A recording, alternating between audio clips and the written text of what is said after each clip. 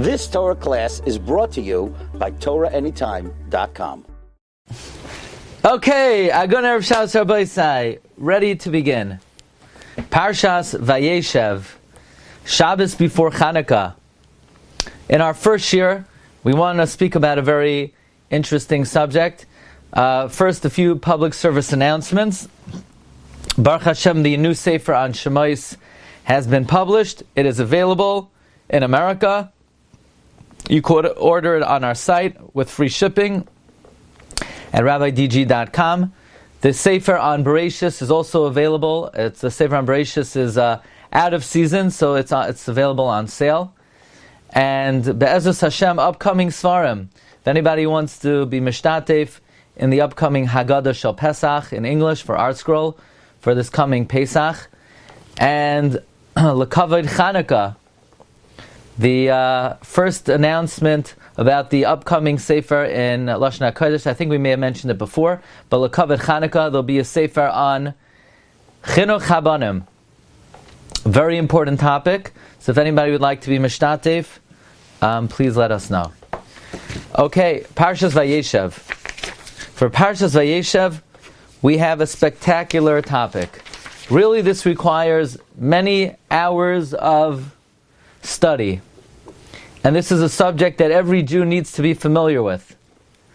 However, we don't have a lot of time. So we're going to dive right into it.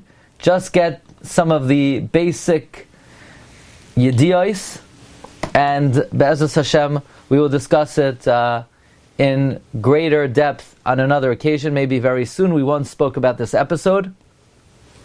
And this is connected to, of course, the Parsha, as well as for anybody who wants to join us on our upcoming trip to Morocco, getting an appreciation and understanding how Torah spread from Eretz Yisrael and then Bavel to the communities of Europe and North Africa.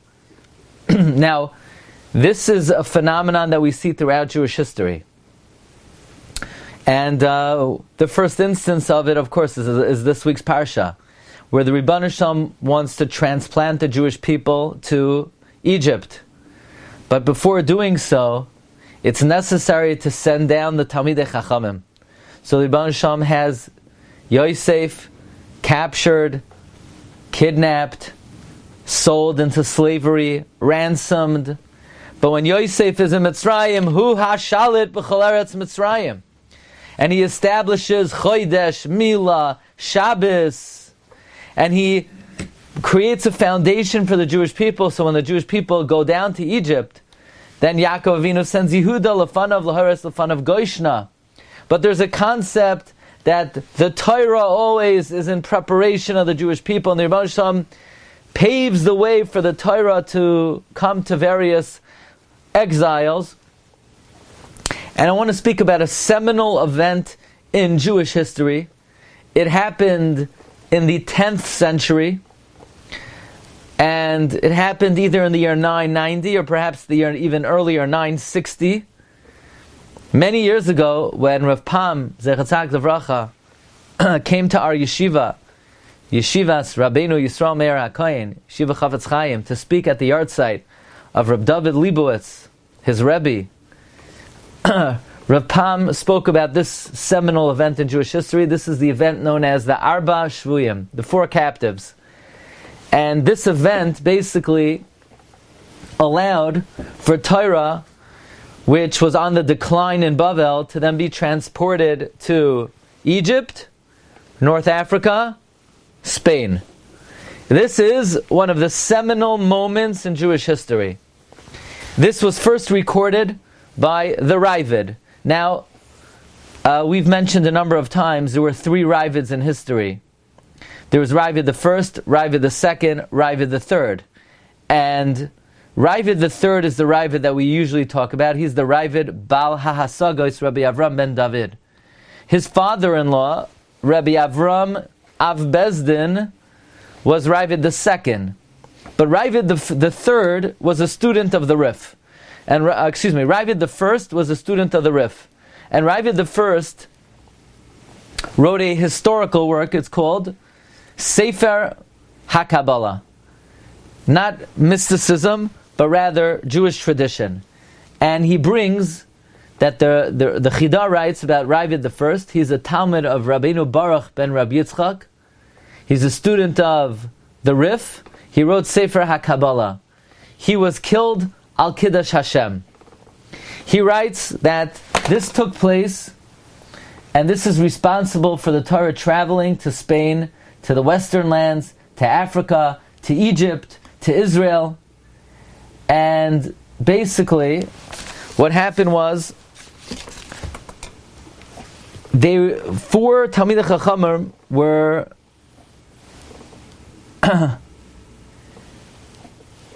en route. Now, where they left from is a matter of great dispute.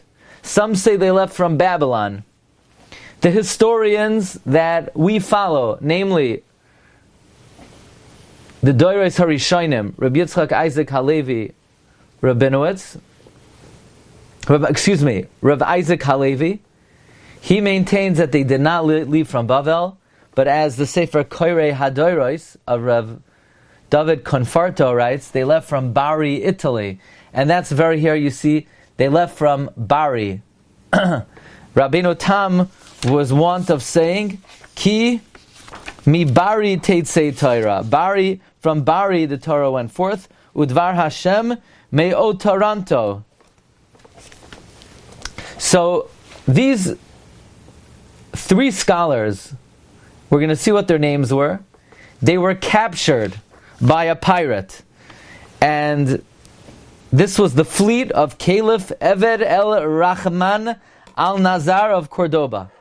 They were captured by this pirate, and again, Eved el Rahman el Nazar, and the pirate's name was Ben Dima'achin, and he pirated this plane, and there were 4 sages on the plane. Now, what were these four? There were 4 sages on the boat. What were these sages doing on the boat? The Ravid writes they were involved in Hachnosas Kala, which is also a matter of debate. Some historians, secular historians, say Hachnosas Kala means they were collecting money for the Babylonian yeshivas, and the Babylonian yeshivas were known as Kala, Igra de Kala. They were known as Kala. However, Rabbi Isaac Halevi says, no, they were collecting for poor brides. And Ben Dima'achin captured them, and their names were, and you have to know their names. If you don't know the story, this is the basic building block of Jewish history. Who are the 4 sages? Number 1, Rabbeinu Chushiel. Who's Rabbeinu Chushiel? Father of Rabbeinu Hananel. Number 2, Rabbeinu Moshe, the father of Rabbeinu Chanoich. And he was together with his wife and his son Rabbeinu Chanoich. And number 3, Rav Shmaria bar Elchanan. The 4th one, we don't know the name of. Some say the 4th one was Nasan HaBavli, who was brought to Narban. But Rabbi Halevi says no, it was definitely not him. So 3 we know, Rabbeinu Chushiel, Rabbeinu Moshe, and Rabbeinu Shmaryahu. This is a story every Jew. If you know Maida'ani, and you know Ashrei, you must know this account with the names of the individual. Otherwise you think, God gave the Torah to Moshe Rabbeinu, and he gave it to my rabbi in Brooklyn, and he gave it to me. Then there's no understanding at all, or wherever you live. What happened here? So, first of all, Rabbeinu Moshe's wife was very beautiful, and she got wind of the fact that the sailor, the pirate, wanted to abuse her. So she asked her husband, if she jumps overboard and she jumps into the sea, will she have resurrection? And Rabbeinu Moshe responded, yes, like the Gemara says in Gittin, Amar Hashem mi bashan ashiv mi mitzulas yam. So she jumped overboard and she killed herself. Now these sages did not want the pirate to know exactly who they were, otherwise he would be able to get a great ransom. So he ransomed Rav Shmaria to Alexandria of Shemitzrayim, and he became the unequivocal Torah leader in Alexandria, and he moved the power of Torah shifted from Bavel to Egypt. Rabbeinu Chushiel, he was sold to North Africa. Now we're in North Africa. There was no Morocco or Tunis back then. There was just, in general, North Africa. And he was sold to the city of Kairouan, which was one of the strongest Arabic holds in the entire Africa.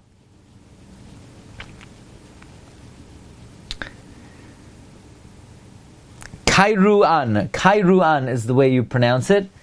And he had Rabbeinu Hananel there. And then the pirate came to Cortova, and they ransomed Rabbeinu Moshe and Rabbeinu Chanoich to Cortova. Now, everyone in Cortova thought Rabbeinu Moshe, Rabbeinu Chanoich were Amei Haaretz. So they would come to the shul, and there was the rabbi there was Rabbeinu Nassan, and he was very righteous, but he wasn't exceptionally learned, but he did what he could. And he was giving a shiur on Inyane Yuma, on the sugya of Kol Hazah Tefillah. And he didn't really know how to explain it.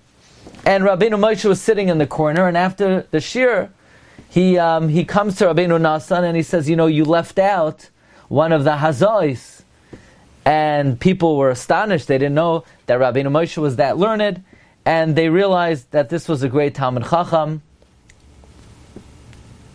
And basically, Rabbeinu Nassan stepped down, and they appointed Rabbeinu Moshe and his son, later Rabbeinu Chanoich, to take over. When the pirate found out that the community got a steal on the ransom of Rabbeinu Moshe, he wanted to back out of the deal. He wanted to bring him to a different community. And the king of Sepharad said, no, we want him, we bought him, it's your loss. And from there, Torah spread to Spain. So if you want to know, how did the Torah get from Israel to Babylon? How did it move to Egypt, North Africa, and then eventually Europe? In other words, most people here on the shiur probably are of European descent, of Poland, or maybe Germany, or maybe Hungary. How did it ever get there? The answer is through Spain. How did it get to Spain? It got to Spain when Rabbeinu Moshe was kidnapped. So Rav Pam would say that throughout history, the Rebbeinu Shalom always transports Gedolei Yisrael in advance of the movement of Torah. And Rav Pam said that Rav David Leibowitz was the one who built Torah in America. He was the one who brought authentic, in-depth learning, the way that Torah was learned in Europe. He brought it. He was the one who the Rebbeinu Shalom selected, like these 4 hostages, to bring to America. In any event, the Ravid says, what year did this happen? It happened in the year Daled Alafim, Tavshin Nun Hey. So it's easy to figure that out. That's about 1,028 years ago. That's the year 995. Okay, that's the year 995. The Sefer Koirei Hadoiroi says it was in the year Tavshin Nun, 990. Now, we're going to see that both accounts are probably incorrect. And there's a Talis Sefer. And you'll see what I mean. We have, let's first talk about Rabbeinu Chushiel. So for those who are going to Morocco, or for those who are going to be following, Rabbeinu Chushiel was the one who was transplanted. Now there's a big machlokes. The secular historians say he was transplanted from Pumbedisa, from Babylon. Rav Isaac Halevi. Now this is the most important work of history for B'nai Torah that was ever written. It's called Doros Harishainim. Doros Harishainim was written by Rabbi Yitzchak Isaac Halevi. And he wrote the history of the transmission of the Torah from the Mishnah and the Gemara until the times of the Gaonim, Al Pi Derech Yisrael Saba. Rav Avigdor Miller, in his 3 works on history, he relied primarily on this sefer. I thank my friend Gedalia Schwartz for getting it for me. It's not that available anymore, but this is the most important work of history in terms of the last 200 years. Certainly the works of the Chida, of the Shema Gedolim, Seder HaDoros, Rabbi Chil Halperin. So we're going to see that he has a big machlokes regarding where these sages came from. Secular historians say they emanated from Babylon. He vehemently disagrees that they emanated from Italy. And it is his opinion, and this is basically our tradition, that Ashkenazic Jewry did not begin in Germany. It began in Italy. How did it get from Italy to Germany? That would be a different shiur. Charlemagne brought Rabbeinu Kalonymus in the year 787 from Italy, from Lucca to Mayence, to Magenza. Okay, but that's for a different time. Rabbeinu, Rav Halevi says that Rabbeinu Chushiel is one of the 4 hostages that were kidnapped. Now, this is very important. The Ravid writes, this happened in the days of Rab Shri Gaon, right? You've heard of Rab Shri Gaon. What did Rab Shri Gaon write? He wrote an epistle. He wrote an account of the tradition of Torah from Moshe Rabbeinu until his time. He wrote it to somebody by the name of Rabbeinu Yaakov Gaon. We'll talk about him soon. Who is Rabbeinu Shri Gaon's son? Rav Hai Gaon, right? Rav Hai Gaon. This story happened in the time of Rav Shri Gaon. Now that's interesting, because the Ravid says it happened in the year 995.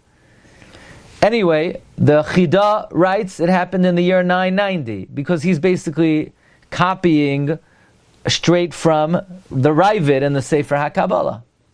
So they redeemed Rabbeinu Chushiel in Africa. He became the Rosh in El Karouan, which was a very mighty city of the Ishmaelim. And by the way, we have a tradition that in Kairouan, in North Africa, are buried many Geoinim. When we say Geoinim, I don't mean a rabbi today that people call Harav HaGoin. Geoinim means from the historic period of the Geoinim. Comes Rav Isaac Halevi, and he says there's a Ta'os Sofer in the Ravid.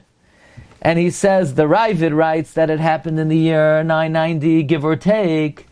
There must be, says Rav Isaac Halevi, a Ta'as Sofer in the Ravid, because he says that this happened under the reign of Caliph Eved el Rahman al Nazar. And anybody who knows their Spanish history knows that Caliph Eved el Rahman el Nazar lived between 912 and 961. And therefore, there's a Ta'as Sofer in the Ravid. Instead of Taf Shin Nun, it should say Taf Shin Chaf. Now you can understand that a Nun and a Chaf are, in the old prints, they're nearly identical. We need to advance it 30 years. This is the Chiddush of Rav Isaac Halevi. Again, he's not just a regular historian. He is the historian that any Gedolei Yisrael that have ever delved into history, they rely primarily on him, especially, most notably, Rav Avigdor Miller in his Svarim. Now, so therefore he says, L'daiti hadavar pashut, that the Ravid, there's a Ta'as Sofer in the Ravid, it should say Tav Shin Chaf, 960, not 990. And that which the Ravid says it happened in the time of Rab Shira Gaon, it doesn't mean when Rab Shira Gaon already became a Gaon. It means in the times of Rab Shira Gaon, when he was an accepted and known Gadol b'Yisrael. Now I'm going to say something very briefly, and I would like to get into this in more detail on another occasion, maybe Rosh Hashanah time, which is really very amazing and a sort of like a twist of history. Rabbi Yitzchak Halevi notes the great Hashgacha Pratis. Not only that the Rebbeinu Shem transported Torah from Eretz Yisrael and Bavel to Egypt, to North Africa, to Spain, but the type of Torah that was transported is very much of note. There's a very big difference between Ashkenazic Torah and the Torah of Bavel. The Torah of Bavel relied primarily on the traditions of the Gaonim. And the traditions of the Gaonim were more based on Mesorah, tradition, than by independent analysis. But Ashkenazim did not just rely on tradition. Ashkenazic Torah always was dependent on in-depth analysis of the Talmud Bavli. And the traditions from the Gaonim did not carry as much weight. So in Pumbedisa, they relied primarily on the traditions of the Gaonim. And in Spain, they followed the traditions of the Gaonim. And in Africa, they followed the traditions of the Gaonim. That is until the story of the Arba Shvuyim. The Doros HaRishayim, Rabbi Yitzchak Isaac Halevi, maintains that the Arba Shvuyim came not from Bavel, but from Italy. Italy is the source of Ashkenazic approach to Torah. When these great Gaonim, Rabbeinu Chushiel comes to North Africa, when Rabbeinu Moshe comes to Spain, when Rabbeinu Shmaria comes to Egypt, they're bringing with them the approach to learning of Italy, which is really the roots of the way the Ashkenazim approach Talmud Bavli. And many minhagim changed because of this story of the Arba Shvuyim. One notable one is that until this episode, in Spain, they would say 7 brachos on Rosh Hashanah, based on the traditions of the Gaonim. And through the coming of Rabbeinu Moshe, they changed their approach and they started saying 9 brachos on Shmones and Rosh Hashanah. Okay, that's just for your general knowledge. So I want to talk about, after Rabbeinu Chushiel gets to Kairoan, he has 2 great Talmidim, and we'll talk about them very briefly. Number 1, Rabbeinu Hananel. Rabbeinu Hananel is considered first generation Rishain. Right? If somebody wants to know, who is the first of the Rishainim? When did the Rishainim begin? The Rishainim began in the times of Rabbeinu Hananel. Rabbeinu Chushiel was transplanted to North Africa. Rabbeinu Moshe was transplanted to Spain. Rabbeinu Shlomo, their children are the first Rishainim. Says the Chida, Rabbeinu Hananel is the son of Rabbeinu Chushiel, who was captured. He was born in Al Karawan.